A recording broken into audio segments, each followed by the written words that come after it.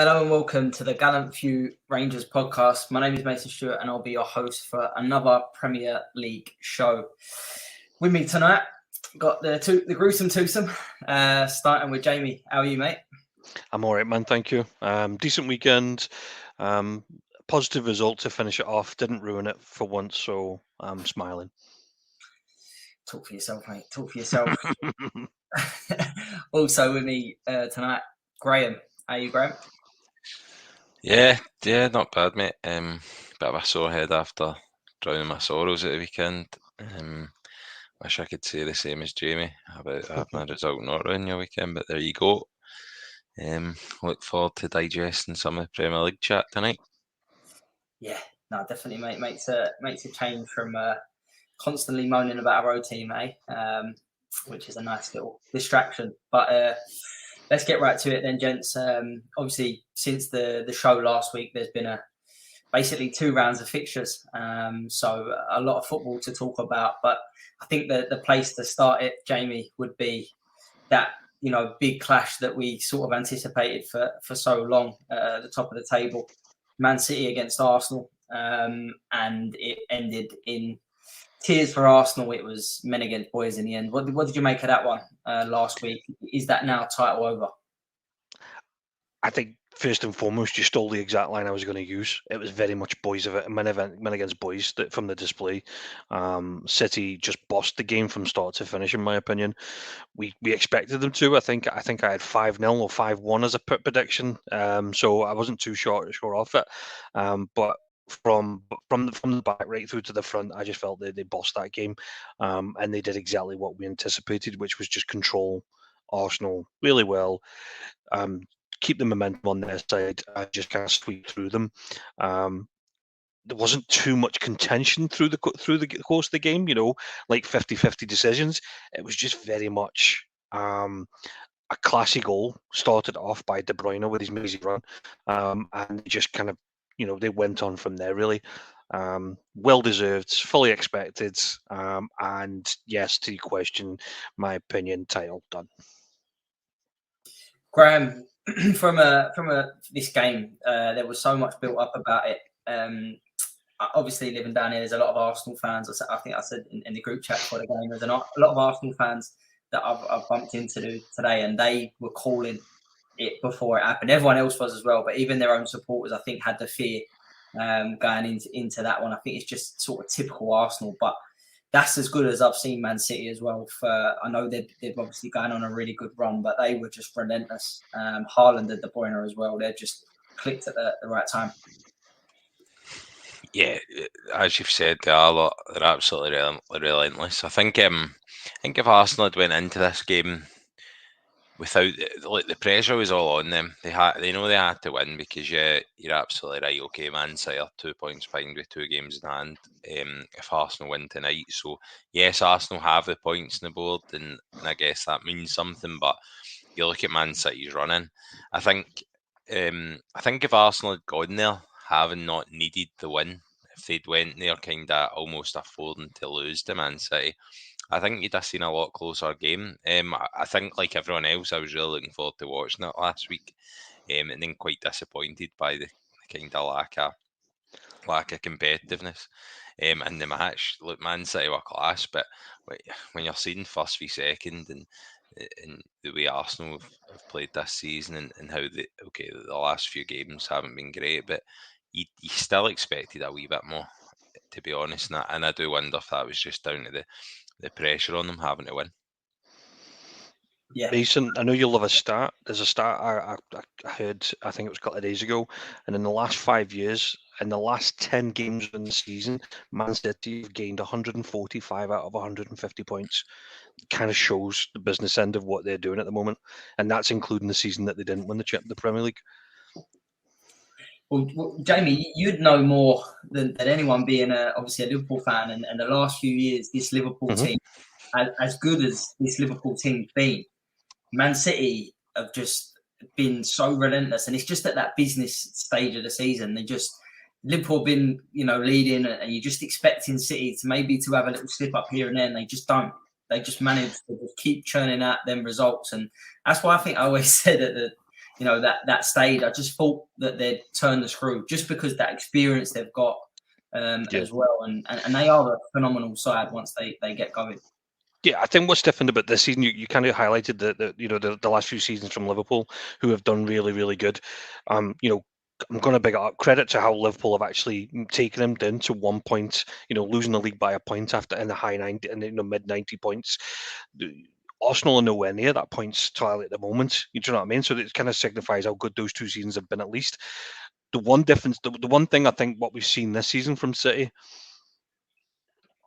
a lot of the time City have always led going into the last few games, and it's always been see whether or not somebody can catch them up. But City have just been too good. I don't remember too many times where City have had to come back from. Graham, keep me right. Was it like 7 points of a difference? I think they were at one point. Where they've had to chase it down. So this is a different City in terms of that challenge, in terms of that running. But I think if you look across the team, it is a different City. They've got a new number 9. Grealish is playing a new role. He's doing a lot more for the team. You've got John Stones who's playing centre back slash defensive midfielder. So they are trying different things, and it's just part of the evolution, isn't it? The one thing that always stands out is the power to spend for City. The City fans will always give you the headline that Haaland only cost them 51 million. Yeah, but you paid him about 500 grand a week. Do you know what I mean? I was really impressed with the boy Alvarez at the weekend. Even he offers something different to the way City play. As an alternative option. Yeah, City are going to do what City do, and that's keep spending, keep buying the best talent. I think they're going to have a big summer though. I think there's going to be a lot that comes from. We've still got to see what happens from the charges, the 117 charges that they got for financial fair play. You've also got a few changes in the team that are potentially going to be happening. There's talk Gundogan's going, Bernardo Silva. So there is recruitment to be had, shall we say? But yeah, this is their business end of the stage, and I think when we started doing the pod, we were always very much when they hit the business end, we anticipate that they will be right up there. No, spot on. And Graham, just to stay on City, Jamie just mentioned it there. They followed up that win against Arsenal with another win on Sunday away at Fulham. To be fair, that it wasn't as straightforward as you sort of looked at it. I thought Fulham performed really well, and maybe on a different day they come away with something. But that City just managed to get out there, and it was an absolute screamer by Alvarez, as Jamie said there, with the winner. And that's what it needed to take to get the 3 points and make sure they went to top of the league before, obviously, tonight's game where Arsenal play against Chelsea. Absolutely, and I think what it showed is I fancied that to maybe be tighter than maybe what some folk thought, and I think what it definitely shows, look, for me, City are obviously favourites of the title. Everyone knows that. Everyone's saying that. That's fine, but it really does show if Arsenal can just keep on their coattails, even if it does go 4 points or 2 games in hand. Man City do have a couple of tough away games to finish the season in Brighton and Brentford. And look, you just never know. You just never know when the pressure's on. You're playing 2 teams that have been in really good form all season. So for Arsenal, just to ensure that Newcastle game's massive. Anything dropped, and it is officially over. Like, there's no way they can afford to drop anything else. But if they can just keep winning, you never know. As seen by that game at the weekend, it was tight. And yeah, as you say, it took a screamer by Alvarez, who really has got to be one of, just for the amount of money he cost, man. He's got to be up there with one of the signings of the season as well. It would be hard to discount him. So yeah, we'll see. It's mad to think that David Moyes at West Ham 18 months ago decided against signing Alvarez for even cheaper than that. He'd be absolutely kicking himself. But just to finish on the top 2 then, Jamie, Arsenal obviously play tonight, and we're 37 minutes in there, 3-0 up against Chelsea. So it looks like they will go back. They will go back to top of the league. But just to follow up what Graham said there, it's just important they've got to win their games. I think all eyes will be on them on a Saturday at St James's Park. I think me and you have pretty much wrote that off for them. We don't see them going there and getting a win, but it's so important that they do to keep this alive. I think it's Graham says it itself, there's those games. It's the Real Madrid games. It's the fixtures either side of the Real Madrid games. It's probably going to be key for City. I would still expect City to come back to the Premier League and do what they should do, and and get the results. But they're going to be, if you ever predict a slip, shall we say, it's going to be around those kind of fixtures, maybe through rotation that he's forced to do or something. Arsenal don't have that luxury. They're able to just kind of focus on every game, and it's like 4 finals left for Arsenal really to kind of get this back on. The reality of it is they drop any points now. They're going to be struggling, in my opinion. And I think just said the same as well. Excuse me. Even De Bruyne was out at the weekend.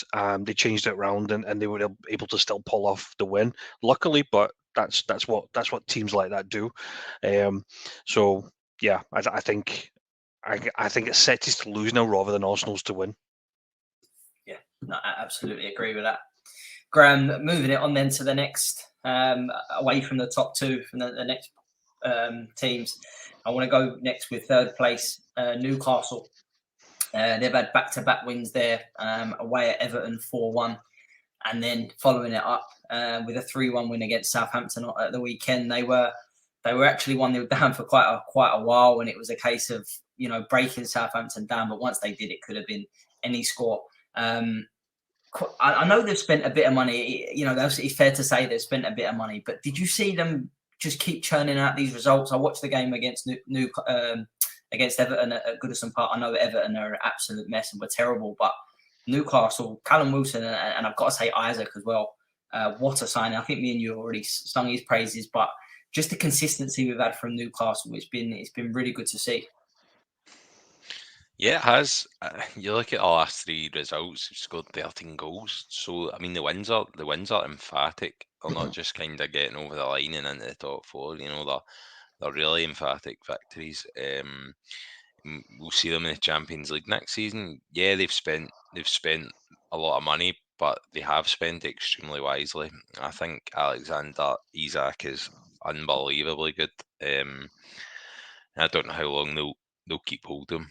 To be honest with you, so their signings have been great. Maybe Anthony Gordon aside, I'm still not too convinced about him. And I know the celebrations from him at Goodison Park obviously did not go down well with the Everton faithful.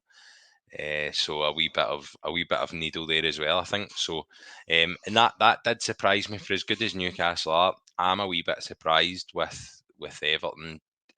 The last few results. I mean, that losing 4-1 at home, I certainly thought once Sean Dyche got there, I really thought they might turn Goodison into somewhat of maybe a fortress, really difficult to beat again at home, and it's not really been the case the last few weeks.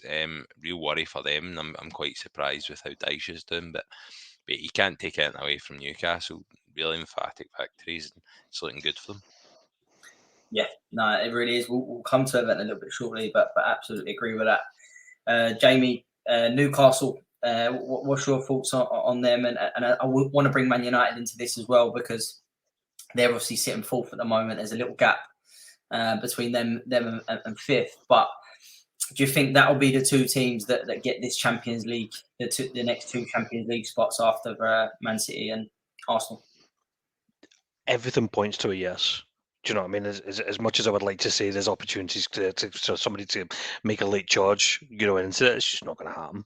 The big shift at Newcastle that I've seen is that you kind of expect them to get the 3 points now. It's not whether or not how they're going to bounce back. And they went through a bit of a sticky patch where they were drawing games and they weren't getting goals, and they kind of dried up. But then Isak started turning up again, and he started to get these goals in. Even Joel Linton's chipped in the last couple of games now with a few goals. So they're still scoring plenty. Callum Wilson was, I think he was a sub. I think he came on at half time at the weekend, and even he managed to get a couple, and also had one ruled out. So as Graham said, they're not limping across the line here. They're emphatically actually doing this. They're getting 2s and 3s in each game now, and that's the bit that you kind of starting to expect. And that's a big shift in what you expect from a Newcastle team, in my opinion, because the defense is a lot stronger now. Trippier, Pope. I'm a big fan of Botman. I think he's brilliant. Even Fabian Shaw's they're getting a tune out of Fabian Shaw. I'm really impressed with the defense, more so than their attack. But Yeah, they've been brilliant. United, I'm impressed they actually got the win. They're the first team to stop. I'm right in saying Unai Emery's Aston Villa from scoring. They're the first team to stop them. I thought that was both teams to score on the coupon all day long because of how Aston Villa have been playing. But yeah, Man United got the win. We'll say Villa were unlucky. They had a good few chances, but yeah, you would expect Man United now to finish with Newcastle in those top four spaces. Yeah, no, you spot on there. I think every week I was saying every time Villa scored, I said, "Oh, there's another game that run continues." But Graham, just on Man United, I don't actually think we've spoke much for a while about Man United and the sort of season they've had. Again, I know he's thrown a lot of money at it, Ten Hag, but what have you made of him in his first season? He could come away with 2 trophies, and I've seen the big debate on Twitter of the Arsenal and Man United fans saying, listen, if we finish 4th, get Champions League, and maybe win a trophy or 2, we've had a better season than Arsenal, and everyone's been sort of raving about them. So, what do you make of that? I completely agree. If Arsenal finish second, there's no question. Finishing 4th and winning 2 trophies is better than coming away empty-handed. And runner-up's nothing. Do you know what I mean? It's not a thing. It's a failure. I completely. There's been a few people saying, "Oh, it'll still be a successful season," but in my opinion, it won't. Arsenal fans, okay, maybe obviously for such a long period of time, they're so used to winning. They're still a club that with a fan base that demands success. So that will be a failure if they don't win, in my opinion. They've got a team that's capable, and it's just the results in this kind of home stretch that's undone them. But yeah, really impressed with Man U, and I think we've said it before. Nobody expected them to challenge the title, but I think next season, if they make the right moves in the transfer window, we really might see them a lot closer to Man City and Arsenal. So I think next season, if Liverpool get their act together as well, we could maybe see a 3 or 4 team title challenge, and then who knows what Newcastle might do. So next season could be really, really exciting at the top end of the table. So yeah, we'll see. No, you make a really good point now. I think for Ten Hag, I think what he's done is the same we just said about Eddie Howe is he's got to tune out the players that were already there. Okay, yeah, he has recruited, but look at Rashford and the run he's had. I think the worry probably for Man United is going back to last week where they drew 2 at Spurs. That's how good they can be for the first half, but then also second half it can completely flip. It's how he recruits and gets them performing like that for the 90 minutes. But it's like time, and Jamie, I'll come on to the next thing I want to talk about is your team. Back-to-back wins. It was a tough one. I watched the game against West Ham last week. It was a tough one to come. I thought West Ham played quite well and probably in their side quite unlucky to not come away with something, but good win for Liverpool. And then again backed it up at the weekend. Probably I want to say game of the weekend, but I thought the Palace West Ham one and the early kickoff Saturday was up there as well. I thought that was 2 teams going at it, but yeah, what are you making of your own team at the minute? But most of all, it's 2 wins that you really, really needed.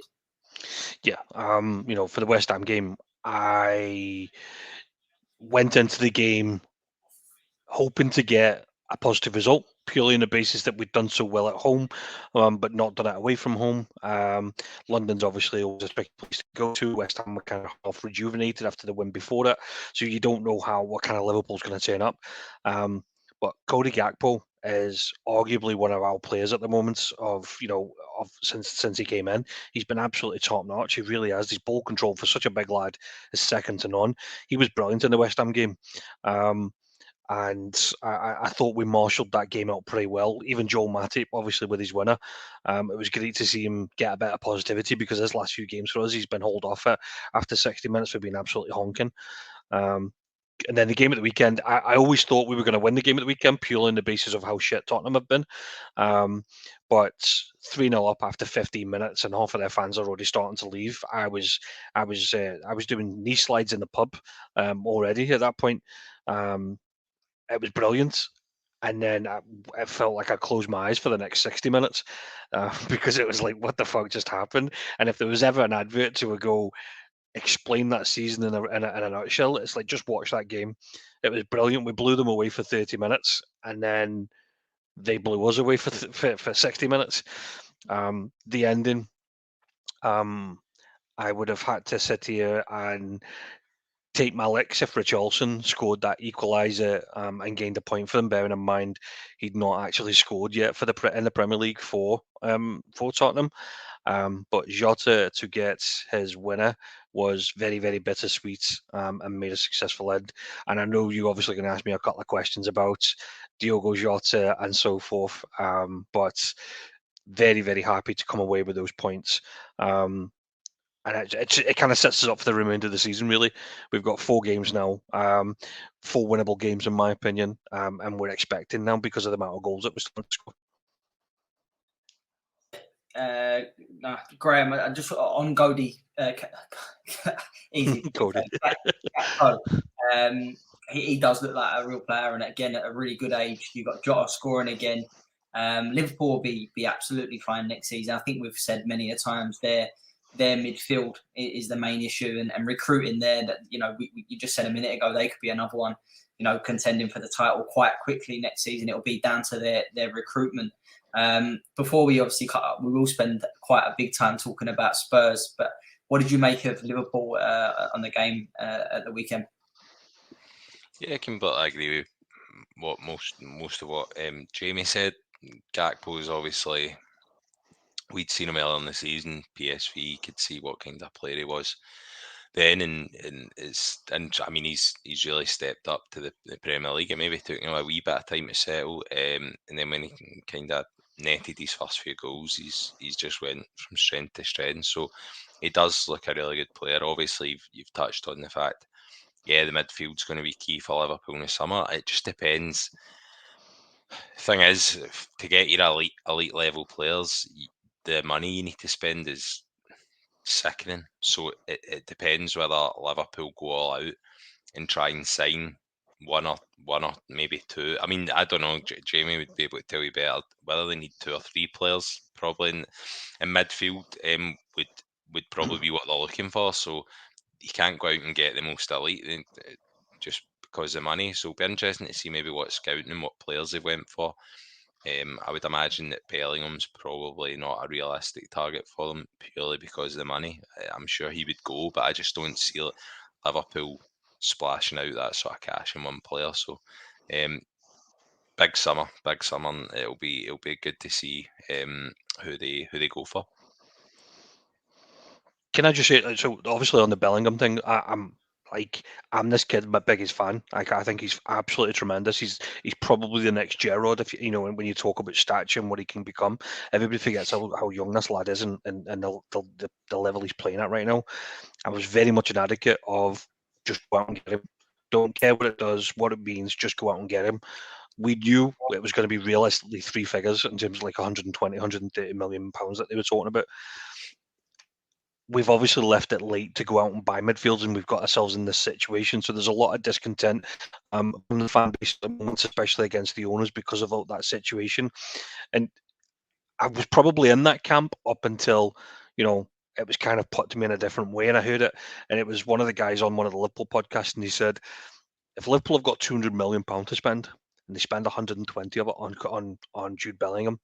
Now, bearing in mind, we're losing 4 midfielders in the window in the summer. Milner's off to Brighton. Naby Keita's off to Germany. Oxlade is going to be a free agent. And there's a couple of youngsters that are essentially going to be moving on. So we need options. Bringing in Bellingham for 120, 130 million. If he did his ACL in the first game of the season, we'd be stuck up the shit creek because we've just put all our eggs in one basket. And see, when you think about it like that, I completely get it. I understand it. So now, as Graham says, we're not in the market for an elite midfielder at this moment in time. We need the Champions League money back. We're not going to make Champions League. That's pretty much £100 million that we're not going to get next season. So they can't afford to go out and do all that on Bellingham. So I fully expect what they'll do is they'll shop around. They'll probably bring in 3 midfielders around about the 50 million mark. And the 2 favourites, shall we say, at the moment is McAllister from Brighton. Apparently, that's a 60 million done deal. It so coincides with the fact that James Milner's apparently just signed a pre-contract with Brighton, to probably sweetens the deal a little bit for them, considering they did the same with Lallana a few years ago back. And they're also potentially looking at the lad at Sporting, Ugarte, central midfielder, who again is another good solid midfielder. So they're not going to go out and spend 100 million on a player like Mason Mount was being talked about for 80 million pounds. I just don't see it. I probably see us going out and spending 120 million on maybe 3 midfielders. We need another goalkeeper, because Kelleher's going to be sold on, and we'll probably need another central defender as well, because we're probably going to let some of the, shall we say, the squad players, your Nat Phillips, Reece Williams kind of players, probably move on. So that'll probably be where our transfers will be. Yuri Tillemans on a free has got to be one that Liverpool look at, considering the amount of players, that midfielders quality. I think that's got to be a no-brainer, isn't it? I'm a big fan of him. I really like him. He's a good international player. He plays for one of the top European teams in the European countries. He is very box to box. He was proper shite last night, right enough, in the game against Everton. But I think he's already on the beach. He's just one of these ones that's already on the beach, and he knows he's got a free transfer somewhere. So I'd be surprised if we haven't at least thought of him. Yeah, I think he's one he'll have a lot of offers, Yuri Tillemans. But Graham, this will be the fun bit, I think, for tonight. We're going to talk about Spurs for a little while. Ryan Mason's comments after the game at the weekend. Why on earth has he got the job again? For one, what is going on with these football clubs that have got all the money in the world, yet the decision making is just. And again, I know it's the end of the season, but he's been there already and he didn't do anything. I just can't get my head around it. But they're just conceding goals for fun at the moment. I think whoever goes in there in the summer needs to get rid of Eric Dyer, and that would be a good start. Because they just said another game they've gone 3-0 down. 15 minutes? Was it 14 minutes? Mm-hmm. And you're looking at it thinking this is going to be Newcastle all over again. And it could have happened, in the week against Man United. I think Man United were really poor second half, but. What is happening at Tottenham and what they going to do to turn it around? It's the year of the holding manager. I mean, it must be something like, I'm just looking at the league table, and it's something like 5 of the clubs in the English Premier League have caretaker managers just now until the end of the season. I think it's wild. Mm-hmm. Like I just don't get how the clubs the size of Chelsea, Tottenham, if you're sacking a manager, why you're not just going out and getting somebody, get to know the team, get to know the squad, and then surely that puts you ahead of a rebuild in the summer. So, yeah, Ryan Mason is there because he's a well thought of coach at Tottenham. He's probably good at what he does. He's not somebody that's maybe set up for managing a big club like Tottenham, but he's there to do the best that he can, I guess, until the end of the season. Not an easy feat just now with what's going on at Tottenham, but I just think the Premier League is a fucking shit show just now. It is an absolute shit show with some of the managerial stuff going on in Tottenham. I like the absolute peak of that. I mean, even Chelsea just now losing 3-0 at half time to Arsenal is insane. I wonder when the last time I think that they'll lose, that'll be their 6 or 7 game. 6 or 7 games in a row. I mean, it's insane. So you've got these clubs with these caretaker managers. It's just ridiculous. Just go out. If you're going to sack a manager, most clubs will have a list compiled of managers. If they're doing their job right, they'll always think what happens if we sack a manager or a manager gets poached. Go out and get yourself a manager. None of this caretaker nonsense. So I have zero sympathy at all with any of these clubs with some of the results, because how they're being managed just now, it's just insane. Yeah, no, it really is, and you make a point about not just Spurs. You got Chelsea as well that are even worse. But Jamie, on Spurs, do you still think this will be a big pull for a manager in the summer? Do you still think someone will look at this and think, no, I'll go in there and I'll turn this around? I mean a top manager, but I think it's already done. Yeah. Nagelsmann. I think it's already done. I think Nagelsmann's already done. I think the problem is that there's stipulations in his contract with Bayern that if Tottenham were to buy him now I'm pulling pure numbers out of my head, but from what I understand is if Tottenham were to go and pay 15 million for him, they could probably get him for 8 million at the end of the season because it's the end of the season. It's something to do with his contract. Why else would they just, if Tottenham are surely not arguing over maybe 2 or 3 million in a transfer policy for a manager to bring him in and get him in because of what's happening. And it's the same with Chelsea. So my understanding is that there's parameters on the current contracts that prevents them from signing with somebody as it stands now. However, they can talk to them. So I think Nagelsmann's already been done. I think it's just they've got to wait until the end of the season before Bayern accept the bid. The Chelsea one's slightly different because it's Pochettino. For some reason, Pochettino just doesn't want to take over just yet. So that's a completely different kettle, but it's kind of like with Graham. No sympathy for these teams. Tottenham will always be a big pull. Chelsea will always be a big pull. Anybody in the Premier League will be a big pull purely for the fact. And I'll give you the example. So they're talking today about Sam Allardyce is taking over Leeds. Apparently, he's going to be paid 600 grand for 4 games. 600 grand for 4 games, and a million bonus. Like, what manager in their right mind wouldn't take that? Do you know what I mean? Like, some managers don't know what job they're going to get next. So if you're going to get half a year's contract in the space of 5 weeks, yeah, Tottenham are always going to be a pull. So at Chelsea, I don't think there's going to be any issues with how it's just a waiting game of when they can get them in as opposed to if. Yeah, no, that's a fair point. I just think these clubs are run the way that Tottenham and Chelsea have been run. Chelsea recently, but even Spurs, they've gone for the Mourinhos and the Contes, and it just hasn't worked out. Another big name, in Nagelsmann, really, I still think he's got a lot to prove, but maybe that'll be a better fit. I think time will tell. Graham, I'll probably jump across a few teams between the two now, because otherwise we'll be here for a long time. But I'll come to you, Graham, with Aston Villa. Europa League's got to be their main target now. I think they can still technically make Champions League, but it's with the games that are left, and I don't think that will happen. They beat Fulham 1-0 during the week, and as we said, got beat against Man United at the weekend. But what an achievement it would be if Emery can steer Aston Villa into the Europa League, considering where they were when he took over.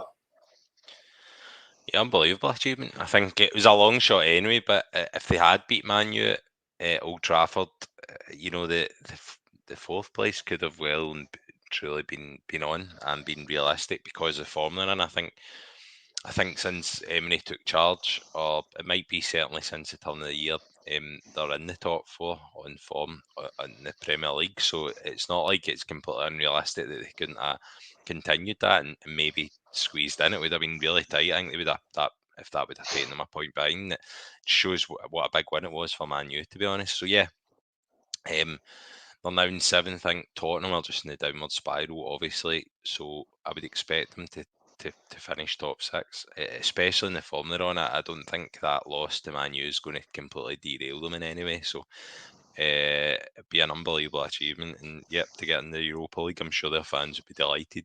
No one would have thought that was possible when Emery took over. So been an absolutely brilliant season for them. Let's be honest, and he's got them playing really well.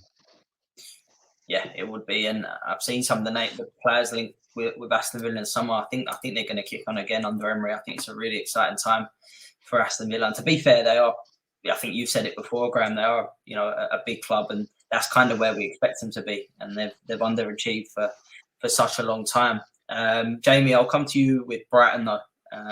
Actually, looking at the table today, I didn't realise they've got 3 games in hand. Yeah. Which the way, I know they had a blip there away at Nottingham Forest last week. They had the disappointment of the semi-final against Man United, and then lost 3-1 to Forest away, but then bounced back with a 6-0 win at the weekend. And it looked like every time they went forward that they looked like they was going to score. Again, you've got, if you're a Brighton fan, you've got to be looking at Europa League the same as Aston Villa. That's got to be, the season you've had. You've got to finish it off now. Yeah, and the impressive thing is that they could afford to leave McAllister, Matomo, and Solimarch, 3 of their arguably best players this season, on the bench, and only came on about 60, 70 minutes in. By that time, they'd already 4s and 5s up. I'm really impressed with the young lad up front in Ciso. It just seems to have popped out of nowhere. The one that looked as though they've just spent absolute peanuts on, and is getting a tune out of him. But yeah, Brighton are just arguably one of the teams of the season for me. I think they've been absolutely brilliant. Even Danny Welbeck's playing at his skin at the moment. They've got a big game. I think they play Man United tomorrow night, and then they've got Everton at the weekend. So it'll be. I think tomorrow night's one of the games in hand. So and I think they play. I think they play Tottenham soon as well, and Man City. So Brighton have got to say in this title running as well. Nobody would want to go to St James's Park, Brighton at the moment. They're the 2 outside of the top 2 that you just don't want to touch. Brighton have been brilliant. I'm really impressed with him. Lewis Dunks, he's normally a big stalwart at the back, and what I've been impressed with is that he's changed his goalkeeper halfway through the season. The boy Sanchez has been absolutely brilliant all season, and there must have been some kind of fallout because he came out and publicly said that he wasn't training, and the boy Luke Steele was being brought in, and Steele just kind of picked up the reins and carried on where Sanchez was doing. So he's got a real good tune at them, De Zerbi, and they've been brilliant. They really have, and it's joy watching. It was nice actually to see ex-Rangers player Billy Gilmore get a start at the weekend and come away with man of the match. I'm a big fan of Billy Gilmore, and apparently he was excellent. So I hope Brighton do go and get it. They've been excellent this season, as you said, Jamie. Graham, next one I want to touch on that is Brentford. They beat Chelsea at the Bridge during the week. I feel like everyone's doing that lately, but they were very, very good, to be fair. And then they managed to turn it around late doors against Forest at the weekend with a 2-1 win. So that's back-to-back wins for them. And they're, again, they're just, I expected. I think they had a little bit of a rocky road sort of 4 weeks ago. I thought they're on holiday, but they've managed to turn it around. And Ivan Toney as well. I know I think we've said before, he's got this, what happens with the betting hanging over him, but I'll be so surprised if one of the bigger clubs don't take a gamble on him pretty soon. Yeah, absolutely, King. Brentford's a funny one. I feel like almost they've not really been spoke about recently. Everyone was totally obviously aware at the start of the season, Brentford are looking good, but they're almost just flying under the radar in a way. There's so much else going on in the Premier League with managerial roundabouts, with title challenges, tight relegation race. Brentford are almost flying under the radar, and the job Thomas Frank's done is sensational. So I think with Ivan Toney, keeping Thomas Frank could be difficult. So it's good for England as well. I mean, you've got Ivan Toney and you've got Ollie Watkins, two banging form players, and I think it'll be difficult for both teams to keep hold of them. I see I know we're talking about Brentford, but when we're talking about Toney and Watkins linked to Bayern Munich today, obviously that'd be wild. But I think Ivan Toney will be just as hard to keep, and it will be a huge loss for Brentford. But they would need to follow the same path as Brighton, who have lost a lot of their big players over the last year or so, and have managed to replace them. And Brentford are likely to have to do that this summer. So, but brilliant season for them, and yeah, hopefully it continues. Yeah, no, it is, and their recruitment. I think I said before, their recruitment's been excellent. I think if Toney does go, I've got no doubt that if they keep the manager there, I think they'll recruit well again. Southgate still won't pick either one of them. yeah, probably not. He's absolutely useless. But Fulham, 2 defeats for them. They're still 10th. But Jamie, I think I'll come to both of you on this because we love a bit of. I think we was all shocked when Roy Hodgson was reappointed at Palace. I think still gobsmacked. But he's got them absolutely flying. They had a disappointing result to Wolves midweek, and we'll come to Wolves in a minute. But then at the weekend, they scored 4 goals at home. I don't know when the last time Palace side done that. But the player I want that really stood out for me was Eze. At least he wasn't. He had a good game, but he wasn't sort of as influential as Eze. But if I was a Palace fan, I'd be looking at it and saying, "Roy, do you fancy another year?" Because they have really turned it around. Yeah, Graham was the only one out of a lot of us that was champion Vieira to get punted. And he was also the only one that was champion that Hudson was to be brought in. So kudos to Graham. I did say after the first game, though, like Hudson looks about 20 years younger than when he retired. It's absolutely mental to, when we're talking about so many managerial casualties. Go back 2 years ago, his name was always the first name that he always talked about with the potential, I was going to be moving on at the end of the summer. It's mad some of the performances he's getting out of players. And I was listening to him do an interview the other day, and they said to him, what have you done that Vieira wasn't doing? And he was very diplomatic. He's like, I'm not doing anything. I'm just giving the lads belief. But he was talking about some of the 90% of that squad he signed. He was there when he signed them. So there is no embedding for them. They know him already. They already respect him. Zaha even talks really positively about him. Zaha's now back playing. I think he got the goal at the weekend as well. These are Hodgson players. This is the kind of style of football he probably is always wanting to play with them. Eze's just kind of come out of nowhere though this season. He did really well last season, but he was always getting injuries, and there was never kind of consistency between him and Elise. We haven't seen much of Eze in the earlier part of this season, but since Christmas, he's really turned up. He's been in bang on form, and he's arguably one of the players in form at the moment. He's so young as well, but he's playing arguably some of his best football, so it's great to see.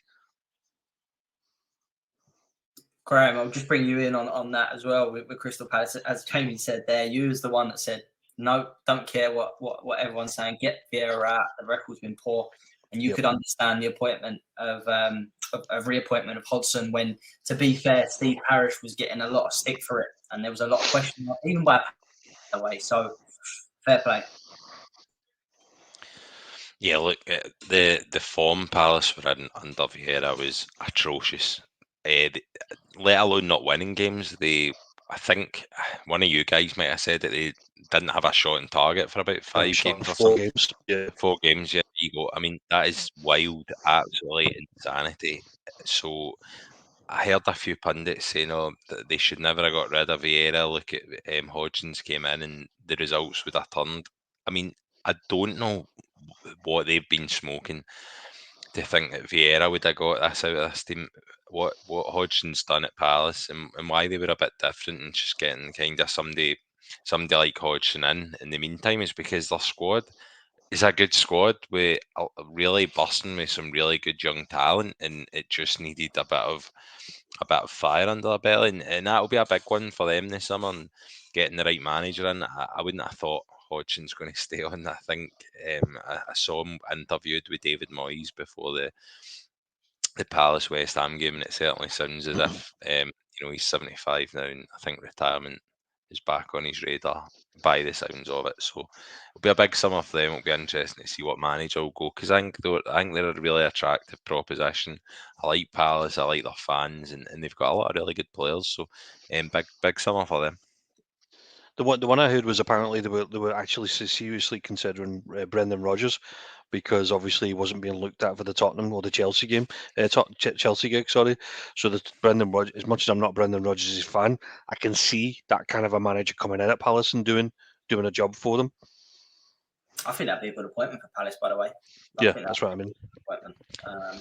No, that will be an interesting one. And as I said, I totally agree. I think they've got a lot of good young players there, and just their recruitment. I think Vieira maybe in the end sort of let him down, but be interesting to see what happens. And Jamie, last one before we come to the relegation battle, and I feel like that's been a theme. It's been so exciting down there.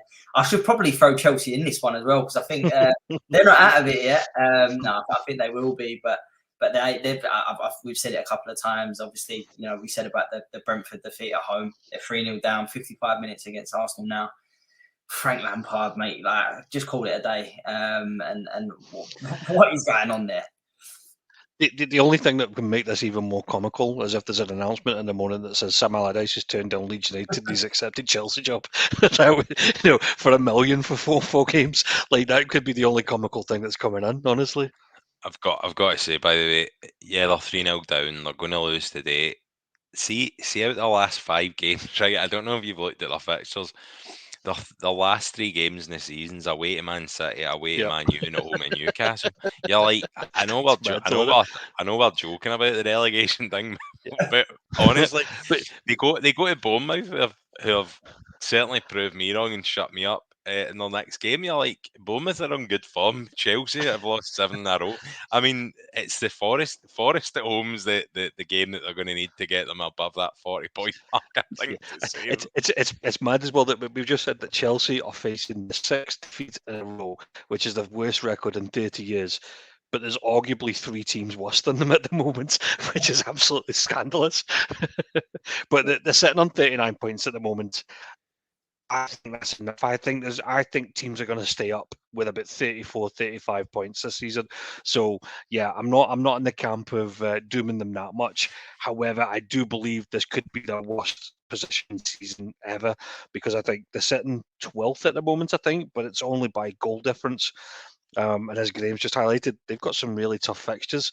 Even if they lost all those, I still think they finish about 16th.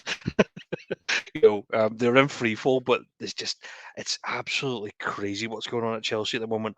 I was like you. I thought they would sneak a 1-0 win at the weekend because I thought Brentford might have been on the holidays already. But the moment the notification started flashing up, I'm like, wow. And when you seen the highlights on Match of the Day, Brentford weren't even lucky. Like, do you know what I mean? Like Chelsea were absolutely poor.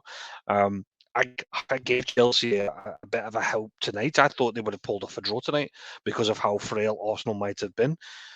They were good for about 7 minutes, and they've just been blown away in the next 7 minutes. Frank Lampard jokes aside, this Chelsea team's absolutely shocking at the moment.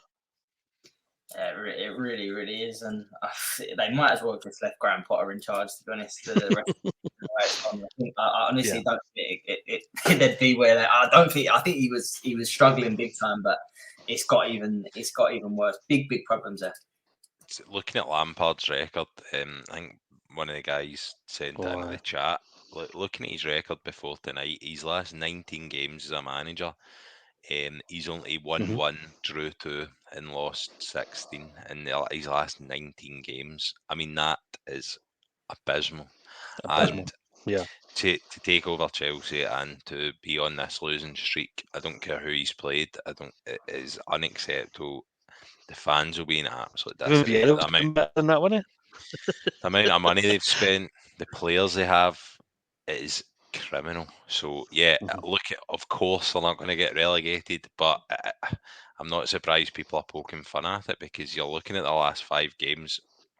And honestly, Forest at home, even a Forest of battling relegation, with the games they have left, I think it's not inconceivable they could maybe, if you're lucky, get 3 points out of those last few games and finish maybe 11th or 12th. I mean, it's horrendous for. It's laughable, to be honest with you. But gents, the big news today and yesterday, the news broke, Jamie. I know, Graham, I'll stay with you with this one. Is Leeds look to sack Garcia and appoint Big Sam? What's your thoughts on that? First and foremost, just on Leeds, they're conceding for fun as well. It was a 4-1 defeat to Bournemouth at the weekend. Before that, it was a defeat to Fulham. So, this late, is it too late, Bram? Well, look, I don't think anything's been confirmed unless I've missed it in the last few hours, but I think Grazia is still in charge as it is. I think to get somebody in, and it's looking like Sam Allardyce, which I think we all probably had a good chuckle at, for 4 games. I mean, I think at that point now, I was bemused when they hired Xavi Gracia anyway. I didn't think it was a great appointment. I thought it was really strange. I just think at 4 games to go, like, I don't know if you're as well keeping somebody in charge. I don't know, like, what's Sam Allardyce coming in to do for four games, other than earn 3 million or whatever they're saying he would if he kept him up. I think it's crazy. I think that Leeds might survive just because of the other teams below them not picking up enough points. I think, but yeah, it wouldn't surprise me. It looks like it's a done deal. Maybe it'll be announced maybe tonight, tomorrow, and yeah, see what happens. Sam Allardyce, what with West Brom, he came in and they still got relegated. I think that never worked for West Brom, and I don't know. I think it's a massive risk, and yeah, we'll just need to wait and see, I guess. Yeah, it's you know what, it's got to the point where I think we said earlier with the managerial changes, just nothing shocking me now. It's just, as you said, it's just a laugh. You just see that jiggle. They've confirmed today the guy that does the hiring of the managers has left. Yeah. He's left. So the next expectation will be having Gracia follows him once they've got his contract sorted. But the thing that baffles me, I mean, we could juggle about it, right? But like Jesse March was brought in to do a thing. He's got a very distinct way of playing, and he was doing that with them last season and very much into this season. It wasn't great, but he had them set up in a certain way. Javier Gracia doesn't play the same way. So the players have had to change and adapt, if you like. Maybe it's not working, whatever you want to say. Allardyce has got a very specific type of play as well. And it's definitely nothing like Jesse March and Javier Gracia. It's all about defence. It's all about overloading, getting the high balls in, back to the old 90s style football. That's very much not Leeds either. Like Leeds are very much a traditional attacking team, counter-attack, flood the midfields. Is that really Sam Allardyce? I mean, asking them to change that in 4 days and 4 games, sorry, it's an absolutely crazy one. It really is. Yeah, absolutely agree. And I've read today that it'd be 2.5 million they'd give Allardyce if he keeps him up. That's it. That's why he's going to be taking it. But yeah, it's bonkers to see Graham there shaking your head. Yeah, it's nuts, isn't it? The money that's getting thrown about in the Premier is just, and it's not working. It's not working as well. It's absolutely bonkers. I said that we're running out of time, so I won't go through sort of everyone in this relegation. There's still so many teams that could go down, but one I'm just going to rule out. I think we would all agree, and please shout out if not. I think we would agree that Southampton are gone. They had a 1-0 defeat midweek to Bournemouth. Marcus Tavernier with a goal, who looks like a really good little player. And then they were 1-0 up, as we said earlier, at Newcastle and crumbled and defeat 3-0. So I think we can all agree that they're gone. Graham, the next one I want to talk to you about is Everton. And I'm sure Jamie will have something to say about this one as well. But they're without a win in the last 7. You said earlier about Sean Dyche and the change that you thought you'd see from Everton at home, especially. It's just not happening. Last night they drew 2-2 with Leicester. It was a 6-pointer, that old phrase, last night. And Calvert-Lewin's missing sitters. It was to be fair, away from home a point, but they're just not picking up wins. So I really fear for Everton. I think this could be the year they do go down. Yeah, I don't think you'll be the only one thinking that either. I think some fans might already be consigned to it. It's been a surprise. I genuinely thought they would, under Dyche, they would pick up more than enough points. Certainly at home, I think they would have maybe, when he first came in, I think, say 1-2 out his first 3 games, 2 of them at Goodison Park. I honestly thought that sort of consistency would continue, and at Goodison Park especially. And I'm really surprised to see a Sean Dyche Everton get mauled 4-1 at home by Newcastle, regardless of who they're playing. It's just Everton, Goodison Park, really tough place to go. And I think that's the biggest concern. And certainly looking at the next game away to Brighton, then you've got Man City at home chasing the title, Wolves away and Bournemouth at home. So look, yes, for me, they're capable of getting points, certainly in 3 out of those 4 games. They really, obviously that Bournemouth game at the end of the season is an absolute must. I think Wolves are so up and down just now as well. Yeah, conceivably they could go there and win, but It is so tight down there. They're certainly going to need some luck, and it's just a case of whether your Nottingham Forest and Leeds, for example, are going to be worse in save Everton by their results. It's so tight. It really it's so hard to call down there, Jamie. Just, I know you have something to say about Everton there, but it's just not working at the moment. Yeah, and Graham touched on it there as well. When Dyche come in, they got an immediate reaction. Do you remember they were the first team to beat Arsenal? Do you remember they beat Arsenal 1-0 on the opening game of the Saturday? And I've just checked it there. That was 14 games ago, and since then they've only won 2 of the games. That's mad that they've including that fixture against Arsenal. Even under Dyche, they've only had 2 further wins out of an additional 14. Last night was probably the only game where I can actually say they gave it a go. Like it was end to end. As you said, it was a 6-pointer. It was a bigger point for Everton than what it was for Leicester. But it doesn't shock me. Everton stayed up. I think I said last week. Everton stayed up on the last game of the season last year. After the 3-2 win in like the 83rd minute or something, and the investment in the team was pretty much next to nothing. From when that team started. So for me, they were always going to be a contender to be back in that mix. I'll agree. I was secretly a bit pissed off when they brought in Dyche because I thought Dyche is a bit of a good appointment for them, even as much as Colin, named it Dyche Ball, and for some reason they were starting to get a tune. And as I said, he got the first game, the Arsenal game, got a win. You think, fuck, but no, they've been absolutely on since, and I think the bottom 3 as it stands right now is the bottom 3 that goes down, regardless of what happens, just purely for the fact of the fixtures. I think looking at the fixtures again, mm-hmm. I totally agree. Southampton are down. Yeah. I think even if they might get maybe a win here or there in the last 4 games, maybe, but they're certainly not going to get enough to keep them up. And that next game is away to Forest, and for me that is for Forest. Mm-hmm. In my opinion, if they lose at home to Southampton, I think Forest are down. I think if you can't beat Southampton at home, who are bottom of the league, I think Forest will go down. So if they can win that, then your Evertons, your Leeds, your Leicesters are so bang in trouble as well. So that's going to be a really important game.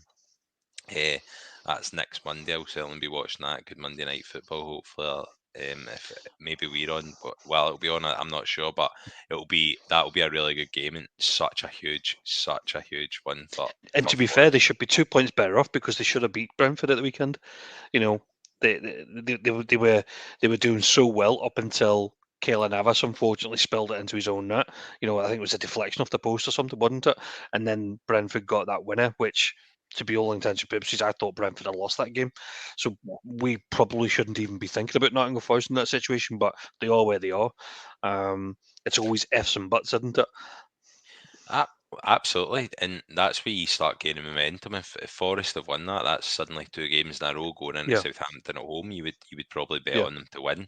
Now suddenly they've got this massive game at home, Southampton, packed with pressure, to then go to Stamford Bridge, and then next you've got Arsenal at home. So I mean, everybody's taking points at Stamford Bridge. I know, and that's what we're saying. So who knows? But you still obviously, I guess, regardless of how piss poor Chelsea are playing. God, surely Chelsea have got to beat Nottingham Forest at home. So, if that's why, just looking at their games, I honestly think if they don't beat Southampton, I do think Forest will get relegated as well. Forest are a funny one, aren't they? I'm not going to tell you just yet who I think my bottom 3 is, but they're not out of it. Jamie, one team that I think are definitely safe is Bournemouth. Where they're 2 back-to-back wins. I'm going to give Graham. I was with Graham as well on this. I know we make laugh and joke about it, but I didn't see the turnaround from Gary O'Neill and Bournemouth. But to go and beat Leeds 4-1 and to go and get a big win, obviously midweek, and the results before that, I think they've got 15 points from April out of the 7 games. So a lot of credit deserves to go to them, but they're safe now. Yeah, and I was listening to the radio earlier, and they were talking about potential managers of the season, and somebody threw in, his name, and I had a wee chuckle. And when they kind of outlaid it, and they said that this is his first job, to kind of he was pretty much. I think his first game was the 9-0 against Liverpool. Early in the season to kind of come back and bounce back the way they have. He's got a right tune at them, and the goal scorers at the weekend. I mean, we've been highlighting it. They spent money in the January window. I think they spent 50 million on 2 players. They've just started to kind of kick in now and started to kind of get goals, chip in. And I'm a big fan of Dominic Solanke because obviously his previous ties with Liverpool. He's just getting a good. He's getting a good tune at them. They're playing really good. You're banking on them actually getting a goal now when they play. It's not about whether they get the 3 points because I think we said at the beginning, if you've got goals, you've got a chance. And Bournemouth have always had goals in them, in my opinion. So they've always had a chance.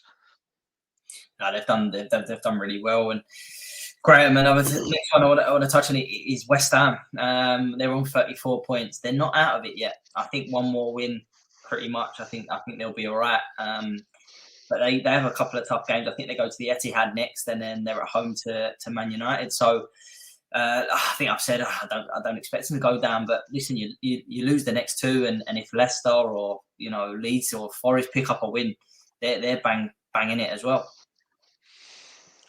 Yeah, I do think West Ham will be safe. Those next 2 games, yeah, absolutely honking. I just think they'll pick up points from now until the end of the season, and it's a case of I don't see the 4 teams directly below them picking up more points to overtake West Ham. And I think it's going to be one of those, they'll be safe again because of just a lack of points maybe picked up by those 4 teams below them who all have pretty incredibly tough fixtures. So I think West Ham will be okay. I think they'll pick up points in their own right. And I think with the semi-final, European semi-final, to look forward to what that's two European semi-finals in a row as well, which is incredible. I think if they can just survive the Premier League, shot at maybe a final at Europe, I think it'll be hard for the fans not to be pretty happy and really push on next season. Hopefully, for them have a more solid season in the Premier League. Yeah, no, I absolutely agree, and I do think they'll win the Conference League. And it's mad you shoot straight into pot 1 of the Europa League. So, from what could have been a horrific season, actually turns into a good one for West Ham. But Jamie, only a couple more things I want to touch on. The next one is just very quickly is Wolves. They beat Palace, as we said earlier, last week 2-0. And you thought, right, they're safe now. Their home form has kept them up. I think they will be okay. I think they're another team with the points. I think they'll be okay. But bit of a worry from that performance that, at Brighton. I know Brighton are doing really well. As you said earlier, they've rested a lot of players though, and they conceded 6, but it could have been 8 or 9. And it was, is that type of result could really throw Wolves back into it as well. Yeah, I think you kind of said. I think Graham said it when he was talking about West Ham. They probably just need one more result. They're sitting on 37 at the moment. They've got 2 tough fixtures coming up. I think they are. I think they're playing Aston Villa and Man United. And then I think they're Arsenal in the last game of the season, but the second last game of the season they are Everton. And it's the same in West Ham. Game week 37, West Ham are at home to Leeds, and Wolves are at home to Everton. It's going to be an absolute bonking weekend, that one, in terms of league placements. I think Wolves are just going to be looking for those extra 3 points just to get them across the line. They probably take 3 points out of the next 4 games. That's it, and that'll be enough. I think it's the same for West Ham, and I think it'll be the same for a few of the teams that they just want to get that close to 40 points as they possibly can. But in reality, 36, 35 points probably keeps you up this season. I absolutely agree. I think you give Leeds, Forest, they're near them 34, 35 points, and they're taking it. They're taking it. Yeah, definitely. Graham, last team then Leicester. The 2 draws then in the last week. 1 away to Leeds. To be fair, it was unlucky not to win that, but they didn't. Last night they could have killed the game, in my opinion, by going 3-1 up with a James Maddison awful penalty. Absolutely awful penalty. So they're struggling, and we spoke about Dean Smith, I think, many a times, but it's tough to say. We could say all these teams, could go down, but this really could be Leicester's year. I think they'll be okay. 5 points from your last 3 games when you're in a relegation battle is a decent return. Let's face it. Yeah, okay. They're away to Fulham next and at home to West Ham the last game of the season. They've got Liverpool at home and Newcastle away, kind of sandwiched in between that. 2 very tough games, absolutely. But I think Leicester, with the players, Dean Smith thinks decent enough manager. I think they'll get maybe a win and a draw within those last 4 games. I think that'll be enough to get them over the line.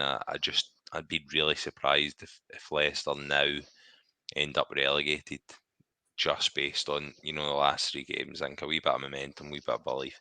I think they'll be okay.